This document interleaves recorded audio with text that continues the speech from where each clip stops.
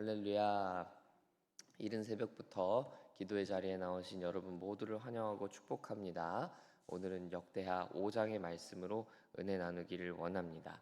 솔로몬이 하나님의 성전을 드디어 완공하게 됩니다. 이제 공사를 마쳤으니 그 재료들을 다 정리하고 곳간에 넣을 것들은 넣고 쓰레기도 많이 나왔겠죠. 그럼 쓰레기도 버리고 이런 일들이 있었겠습니다. 그런데 이제 정말 중요한 절차가 남아 있습니다. 그것은 바로 하나님의 궤라고 불리는 언약궤를 옮겨오는 일이었습니다.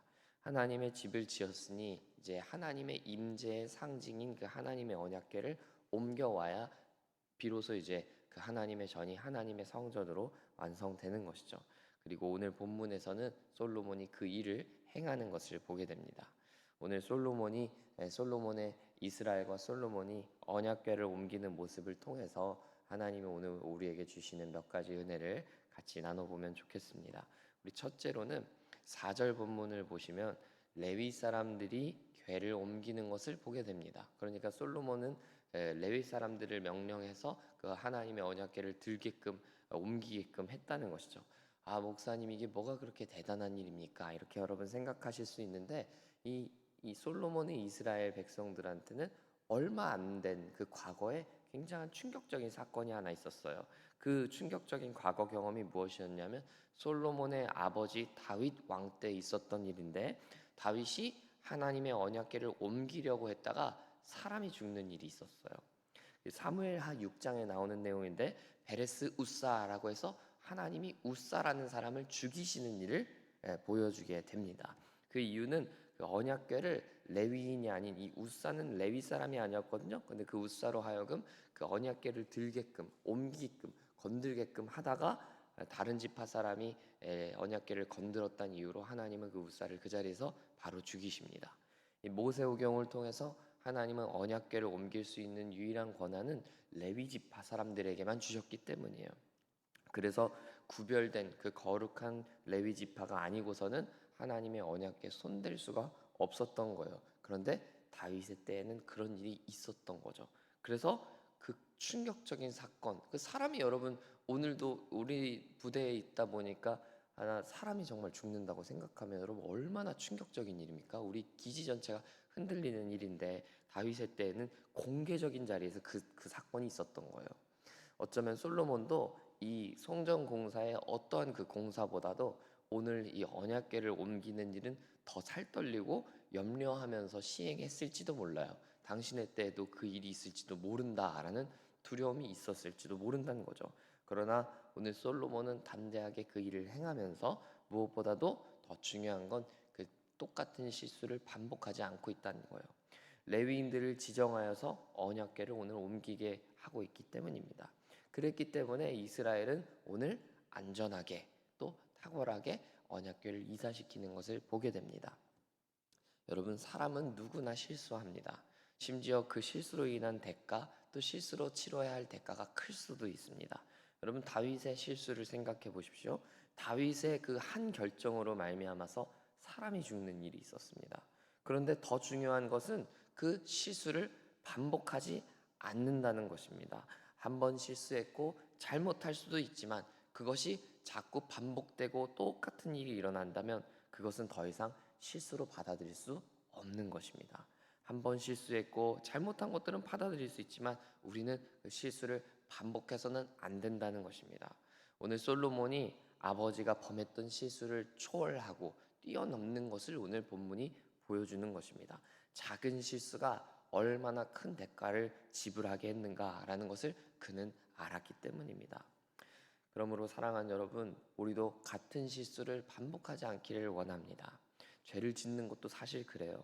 죄를 짓고 또 짓고 넘어지는데 또 넘어지지 않습니까? 죄를 안 짓던 범위에서 죄를 짓는 확률보다 지었던 데서 또 짓고 잘못하는 데서 또 잘못할 가능성이 훨씬 높다는 거 여러분 너무나 잘 아실 겁니다.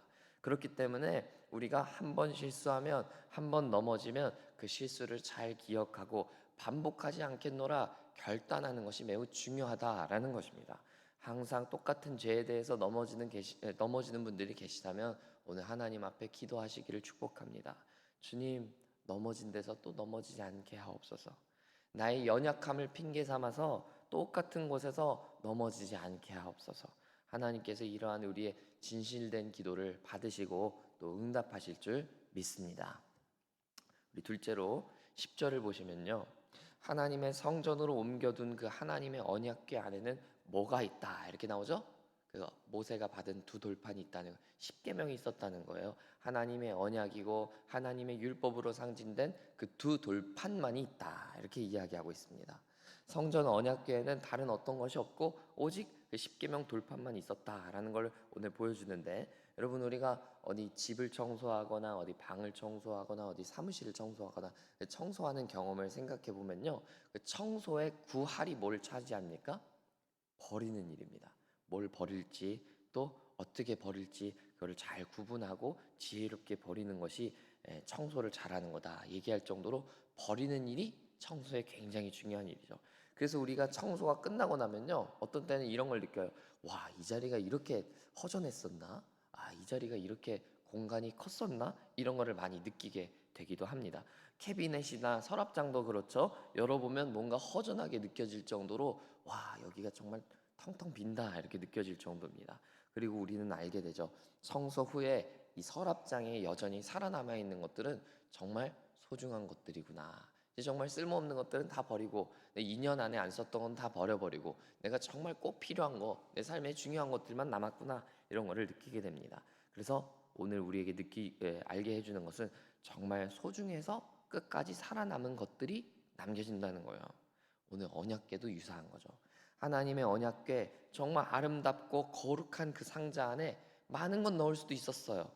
이것도 소중하고 저것도 소중하고 이것도 하나님과 관계가 있고 이것도 하나님 생각하면 하나님과의 추억이 있고, 여러분 얼마나 하나님 언약궤 집어넣으려고 하면 넣을 것들이 많았겠습니까? 예를 들어서 우리 이스라엘 지파에 12지파가 있는데 12지파 너희 중에 하나씩 하나님과의 관계가 있는 거, 하나님과 이거 생각하면 하나님 생각나는 거 하나씩만 딱 골라와라 해가지고 그 하나님의 언약궤 넣는다고 해보십시오.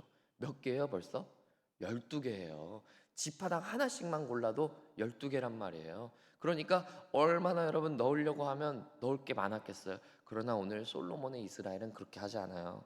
뺄 것들 다 빼고 정말 소중한 것만 넣는 거예요. 그게 바로 뭐라는 거죠? 하나님의 약속, 하나님의 언약이더라. 그래서 그들은 하나님의 언약이야말로 정말 소중한 것이다, 내가 하나님 언약만큼은 꼭 붙들어야 할 거다, 이렇게 깨닫고 오늘 실행하고 있더라는 것입니다. 여러분, 우리의 인생은 잘 비워내는 것이 지혜로운 것입니다. 어떤 것들이 정말 소중하고 어떤 것들이 정말 버려야 하는 것인지를 아는 것이 매우 중요한 거예요. 그런데 비우는 것에서 멈추지 않고 우리가 정말 소중하게 보관하고 관리해야 될 것이 무엇인지를 아는 것이 진짜 지혜로운 거예요. 솔로몬의 이스라엘은 하나님의 약속만이 나에게 가장 소중하다. 내가 다른 거 다 버려도 하나님의 말씀만은 붙들어야 된다. 내가 하나님의 약속만은 꼭 붙들어야 된다. 그것만이 우리의 유일한 힘이다. 이렇게 믿고 있었던 거예요. 그래서 오늘의 솔로몬이 있기까지 하나님은 이스라엘과 약속하셨고 그 약속들을 이스라엘을 보호하셨고, 오늘의 솔로몬이 있기까지 다윗을 통해 하나님이 약속하셨고 그리고 그 약속을 하나님 지키셨고, 그것들을 그들은 오늘 알고 있었던 거예요. 그래서 다른 거 다 빼놓고 다른 거 다 제쳐놔도 하나님의 약속만은 붙들고 하나님의 말씀만은 붙들자, 이런 결단이 오늘 그 언약궤 안에 다 들어가 있다는 거예요. 그러므로 사랑하는 여러분, 우리도 마찬가지입니다. 다른 거 다 비워내고 오직 하나님의 약속만을 우리의 마음의 중심에 남겨놓게 되기를 소망합니다. 하나님께 능력이 있음을, 하나님께 모든 것이 달려있음을 믿어야 할 것입니다. 솔로몬이 오늘의 길까지 인도하셨던 하나님이 솔로몬의 앞으로의 시간들도 책임져 주시는 것과 마찬가지로 우리도 우리를 향한 하나님의 약속과 말씀의 능력이 앞으로도 우리의 삶을 책임지실 것을 믿어야 할 것입니다. 오늘 본문 13절과 14절을 읽어보기 원합니다. 오늘 본문 13절과 14절, 역대하 5장 13절 14절, 여러분 다 찾으셨을 테니까 우리 한 목소리 읽어볼까요? 13절 14절 시작. 나팔 부는 자와 노래하는 자들이 일제히 소리를 내어 여호와를 찬송하며 감사하는데, 나팔 불고 재금치고 모든 악기를 울리며 소리를 높여 여호와를 찬송하여 이르되 선하시도다 그의 자비하심이 영원히 있도다 하매 그때 여호와의 전에 구름이 가득한지라 제사장들이 그 구름으로 말미암아 능히 서서 섬기지 못하였으니 이는 여호와의 영광이 하나님의 전에 가득함이었더라. 아멘. 끝으로 오늘 본문 13절 14절을 보시면 이 언약궤를 이제 지성소에 세팅을 다 마치고 이들이 하나님을 찬양하는 이야기가 나옵니다. 즉 우리로 말하면 하나님을 예배하는 거죠. 이제 하나님의 성전이 다 완성됐고 하나님의 임재가 하나님의 성전에 가득하니까 하나님 높이고 그 자리에서 예배당에서 하나님을 예배하는 것입니다. 그런데 그 예배하는 장면에서 어떤 장면이 나타난 거예요? 하나님의 전에 구름이 가득했다라는 것을 보여줍니다. 이는 하나님의 임재를 상징하는 장면이라고 볼 수 있어요. 하나님께서 그 찬양을 받으시려고 하나님께서 그 예배를 받기 위해서 그 신비로운 가운데 임재하시는 장면이라고 볼 수 있는 것입니다. 마치 그 모세가 하나님의 언약궤를 받는 그 신비로운 장면과 동일한 장면이 일어나는 거예요. 하나님이 그 가운데 임재하신다, 함께 하신다라는 것을 보여주시는 거죠. 좀 특이한 장면이 한 가지 나와요. 오늘 본문 14절이 그 특이한 장면인데 하나님을 예배하는 그 중심에 서 있는 제사장들도 능히 서서 섬기지 못하였다. 이렇게 얘기해요. 여러분, 이게 좀 특이한 거예요. 왜냐하면 우리가 예배를 한다고 하면 하나님이 예배 받으시는 걸 기뻐한다고 하면 어떤 구절이 나와야 돼요? 하나님이 그 찬양을 기뻐 받으시더라. 그 영광 중에 임하신 하나님이 마치 예수님이 세례 받으시는 그 장면에서 내가 너희를 기뻐한다 음성이 나오더라 이런 장면이 나오는 게 아니라 오늘 제사장들도 능히 서서 감당할 수가 없더라. 하나님이 얼마나 신비하신지 하나님이 얼마나 위대하신지 하나님이 얼마나 경이로우신지 그 제사장들도 능히 섬기지 못하더라 이렇게 얘기하고 있는 거예요. 이 말은 결국 하나님의 임재가 가득한 곳 하나님의 전은 오직 하나님의 능력으로부터 나온다라는 걸 의미하는 거예요. 그 어떤 대단하고 능력 있는 사람이라 할지라도 하나님을 감당할 수가 없더라 이렇게 얘기하는 것이죠. 우리의 삶도 마찬가지입니다. 하나님이 하나님을 감당할 수 없다는 것을 우리도 인정하고 하나님을 겸손히 인정하는 태도가 우리에게 필요합니다. 제사장이라고 해서 하나님의 전을 함부로 대할 수도 없고 하나님의 예배를 함부로 생각할 수 있는 것도 아닙니다. 하나님의 전의 진리의 권한과 그 권리는 오직 주님께만 있기 때문입니다. 여러분 그렇다면 하나님의 성전된 우리의 삶은 어떻겠습니까?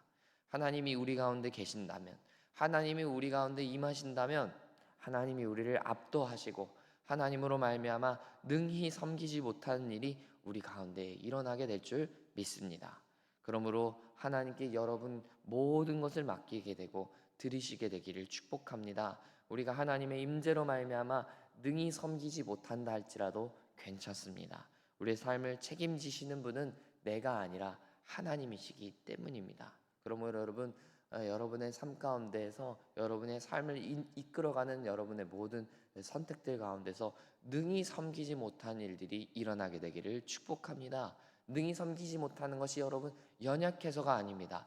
하나님이 위대하시기 때문에 하나님께 나의 모든 것을 드리게 되기 때문입니다. 그러나 여러분 나는 연약하고 나는 능히 섬기지 못할지라도 하나님께서 그 위대하신 그분께서 여러분의 삶을 다스리실 때 여러분의 삶을 받으실 때 우리의 삶이 내가 나의 삶을 주관하는 것보다 더 위대하고 더 뛰어난 일들이 나타나게 될 줄 믿습니다. 오늘 그 말씀 붙들고 하나님께 여러분의 모든 것을 드릴 때 여러분의 삶을 드리며 예배하게 될 때 하나님께서 여러분의 삶을 받으시고 예배를 받으시게 되는 놀라운 일들이 일어나게 될 줄 믿습니다.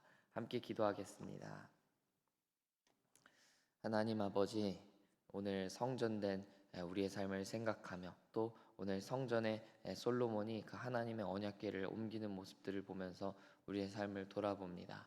하나님 우리의 삶 가운데에도 동일하게 찾아오셔서 하나님의 언약이 그 하나님의 그 임재가 우리 가운데 강력하게 임하시는 것을 보게 하여 주옵소서. 우리 홀로 두지 마옵시고 오직 하나님 우리와 날마다 동행하여 주셔서 하나님의 능력을 경험하는 우리 모두가 될 수 있도록 은혜를 베풀어 주시고 또 하나님의 언약궤의 그 위대한 영광, 또 아름다운 임재를 경험하면서 우리도 능히 섬기지 못하는 우리 인생을 경험하게 하여 주옵소서.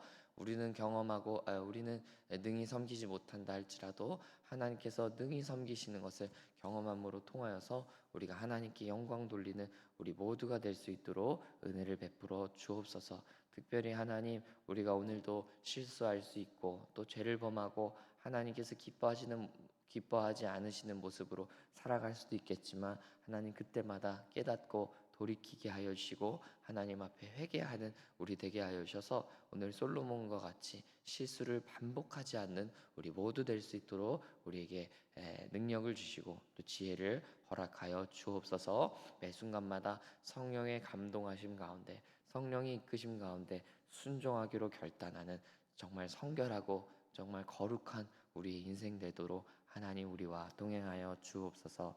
감사드리며 예수님 이름으로 기도합니다. 아멘.